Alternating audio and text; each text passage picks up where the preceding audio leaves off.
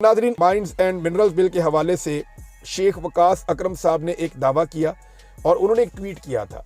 इमरान खान साहब की जब मुलाकात हुई तो उसके बाद शेख वकास अकरम साहब ने ट्वीट किया, उसमें उन्होंने कुछ बातें बताई हैं। इसका जो नुक्ता नंबर 2 है वो मैं आपको पढ़ के सुनाऊंगा, क्योंकि ये इमरान खान साहब ने नहीं कहा। शेख वकास अकरम साहब को ये इन्फॉर्मेशन गलत दी गई है, ऐसा इमरान खान साहब ने नहीं कहा, मैंने कंफर्म किया है।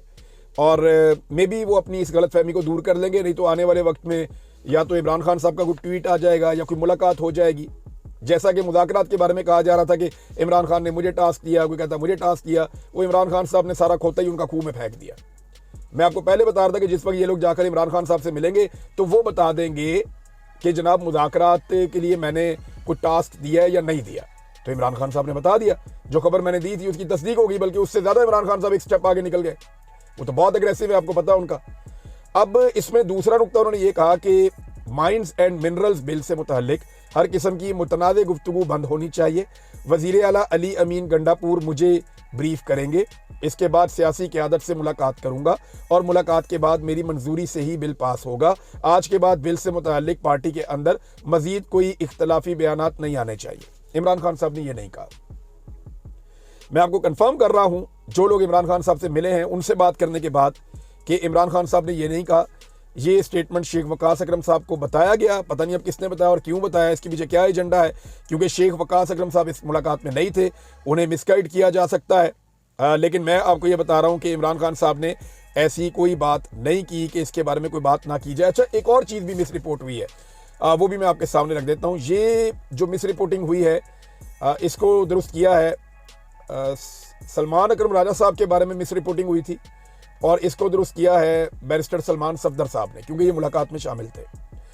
अब सलमान अकरम राजा से मुताल्लिक मुझसे मंसूब खबर गलत है। ये सलमान अकरम राजा साहब के मुताल्लिक जो खबर फैलाई गई है उस पर बैरिस्टर सलमान सफदर कह रहे हैं कि मेरे से मंसूब करके जो खबर फैलाई गई है वो खबर गलत है। इमरान खान साहब से मुलाकात में ऐसी कोई बात नहीं हुई कि सलमान अकरम राजा टिकटॉकर्स की तरह पार्टी ना चलाए या सियासी जमात को क्लासरूम की तरह चलाए। ये जनाब इमरान खान साहब ने नहीं कहा। सलमान अकरम राजा साहब की इमरान खान साहब कदर करते हैं, मुझे इस बात का पता है, और इनका केस बहुत मुख्तलिफ है। कोई लोग कंपैरिजन कर रहे हैं शेर अफजल मरवत से सलमान अकरम राजा का। राजा साहब एक बहुत बड़ी पर्सनैलिटी है, राजा साहब एक बहुत ताकतवर आदमी है, बड़े मजबूत करैक्टर के आदमी हैं। राजा साहब के नज़रियात से, उनके फैसलों से आप इख्तलाफ कर सकते हैं, लेकिन उनका किरदार बड़ा बेदाग है, बड़े शानदार आदमी है। उन्होंने अपने असूलों पर समझौता नहीं किया। अगर वो अपने असूलों पर समझौता करते तो आज सलमान अकरम राजा साहब कम से कम मेंबर कौमी असम्बली तो होते। ओन चौधरी जैसा बोझ ना उठाना पड़ता पाकिस्तान की एस्टेब्लिशमेंट को, लेकिन उन्होंने ओन चौधरी जैसा बोझ उठा लिया सिर्फ इसलिए कि वो सलमान अकरम राजा साहब को असम्बली के अंदर बर्दाश्त नहीं कर सकते थे, क्योंकि ये मुश्किल आदमी है और एस्टेब्लिशमेंट के लिए खासा मुश्किल साबित हो जाते। नादरीन, एक स्टेटमेंट शाहिद खटक साहब ने दिया, ये बड़ा इंटरेस्टिंग स्टेटमेंट है। लेकिन एक बात मैं आपको बताऊं, देखें अंदर से खबरें कुछ और आ रही हैं, बाहर फैलाई कुछ और जा रही हैं, अंदर बात कुछ और हो रही है और इमरान खान साहब की बहनों की मुलाकात नहीं करवाई जा रही। एक चीज़ और बताता हूं, काटलिंग ड्रोन हमले पे इमरान खान साहब को अभी तक नहीं बताया गया, इस बिल के बारे में तफसीलात नहीं बताई गई।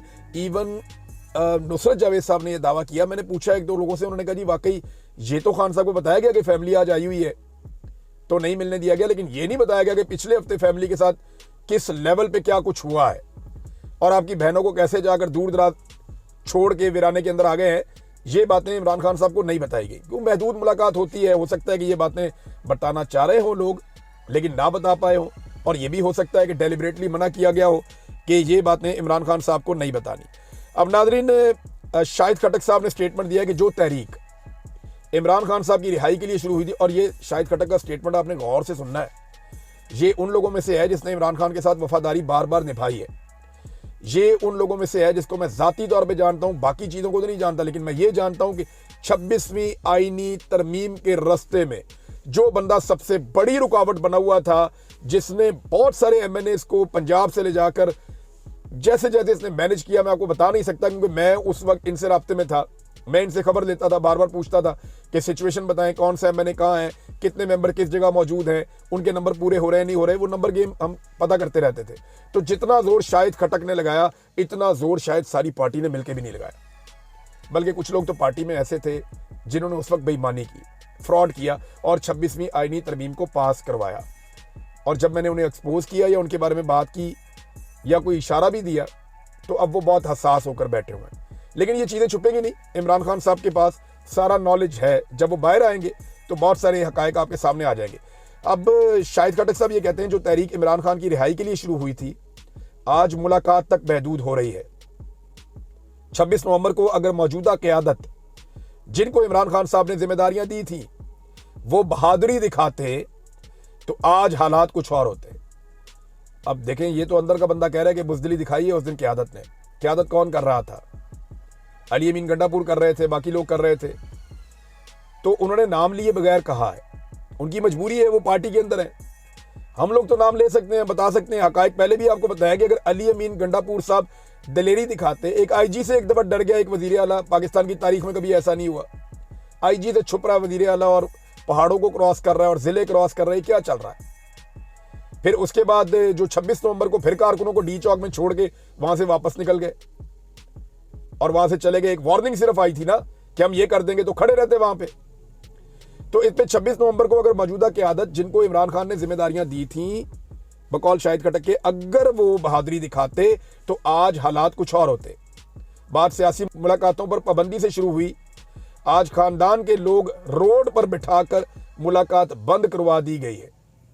ये शाहिद खटक साहब का स्टेटमेंट है, बड़ा तकलीफ देह स्टेटमेंट है पाकिस्तान तहरीक इंसाफ के लोगों के लिए। फजलुर रहमान साहब भी माइंस एंड मिनरल्स बिल के ऊपर खुलकर बोले हैं। फजलुर रहमान साहब ने जो बात की है वो बात पहले मैं आपके सामने रखता हूँ, ताकि फजलुर रहमान साहब कहते हैं जनाब कि हम अदालत में चले जाएंगे, ये सूबे के जो वसाइल हैं उनके ऊपर डाका है और ये ज्यादती होने जा रही है।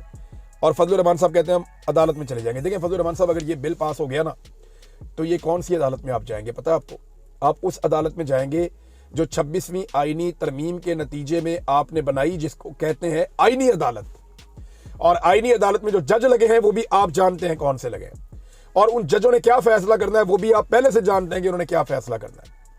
तो फजलुर रहमान साहब, जो कुछ आपसे करवा लिया गया, जोर जबरदस्ती करवाया गया, परेशान करके करवाया गया, आपकी पार्टी को तोड़ कर करवाया गया, अगर आप उस वक्त कंप्रोमाइज ना होते तो कम से कम आपका ये एक मौक़िफ़ हमेशा आपके हाथ पे रहता कि मैं इस गुनाह का हिस्सा नहीं बना। लेकिन अब आप अदालत में जाएंगे, आपको अदालत से कुछ भी नहीं मिलेगा। एस्टेब्लिशमेंट जो चाहेगी, हुकूमत जो चाहेगी, उस अदालत से वैसा ही फैसला आएगा, क्योंकि आईनी बेंच जो है वो बनाया ही हुकूमत ने है, उसके जजेस का इंतखाब ही हुकूमत ने किया हुआ है। अब जब बेंच ही हुकूमत ने बनाया है तो बेंच हुकूमत के खिलाफ फैसला कैसे देगा? ये तो बिल्कुल वैसे ही है ना कि मिलिट्री जनरल्स ये कह रहे हैं कि हमारे साथ बहुत ज्यादती हुई है, और फिर कर्नल जो हैं उनकी अदालत लगे और वहां पे वो फैसला करें, तो क्या वो ये कह सकते हैं कि आपके साथ ज्यादती नहीं हुई? मिलिट्री कोर्ट्स वाले मामले में यही मामला उठाया गया ना कि जनाब जनरल्स कह रहे हैं कि हमारे साथ ज्यादती की गई है, हम विक्टिम हैं, और उनके जो जूनियर्स हैं वो जज बन के बैठे और फैसला कर रहे हैं। तो क्या वो अपने सीनियर की ख्वाहिश के खिलाफ फैसला दे सकते हैं? नहीं दे सकते। तो यहाँ पे कन्फ्लिक्ट ऑफ इंटरेस्ट आ जाता है। और इसी तरह फजलुर रहमान साहब, अब आप अदालत में जाएंगे तो अदालत से आपको क्या मिलेगा? मुझे तो नहीं लगता कुछ मिलेगा। हाँ, एक और काम हुआ है, और नाजरीन ये भी बड़ी अजीब सी खबर है। हुआ ये है कि एक चक्कर लगाया था थोड़े दिन पहले वज़ीर कानून ने इस्लामाबाद बार का, हाई कोर्ट बार का, और वो कामयाब हो गया उनका दौरा। हाई कोर्ट बार ने सुप्रीम कोर्ट में जजेस ट्रांसफ़र के हवाले से जो आईनी पटिशन दायर की हुई थी उसे वापस लेने का एलामिया जारी कर दिया। और मज़े की बात यह है कि ये जो इस्लामाबाद हाई कोर्ट बार के मेंबर्स हैं जो इलेक्शन जीतते हैं, ये सारों ने वोट इमरान खान के नाम पे लिया है। इन्हें अब इंतजार हुसैन पंजूथा साहब की एक ट्वीट है, मैं आपको पढ़ के सुना देता हूँ कि इस्लामाबाद हाई कोर्ट बार के सदर को इमरान खान के वोट ने कामयाब करवाया, और हमने ये सपोर्ट इस्लामाबाद तहरीक इंसाफ के वकला रहनुमाओं के मुश्तरका फैसले के बाद की। लेकिन इलेक्शन के बाद हुकूमत की मुराद और फंड्स के लालच में सदर high court Islamabad high court bar ने अपनी बदनीयती दिखाना शुरू कर दी। कल अली बुखारी साहब के जरिए मुझे पैगाम भिजवाया कि इमरान खान के साथ गद्दारी नहीं करूंगा, लेकिन आज साबित किया कि वो मुकम्मल लोटा बन चुका है। जिसने इमरान खान को छोड़कर पैसे और ओहदों के लालच में राहें जुदा की, इस कौम ने उसे अकेला कर दिया। वाजिद गिलानी, ये आखिरी इलेक्शन नहीं था, पहले हमारी हुकूमत में आप लॉ अफसर रहे थे, हमारी पार्टी ने आपको हमेशा इज्जत दी, लेकिन आप कमजर्फ निकले। बार सियासत में तहरीक इंसाफ के वकला आपका सियासी कैरियर ख़त्म कर देंगे इंशाअल्लाह। ये जनाब अब कहा है इंतज़ार हुसैन पंजूता साहब ने। तो पैसा काम कर रहा है, ताकत काम कर रही है, मुराद काम कर रही है।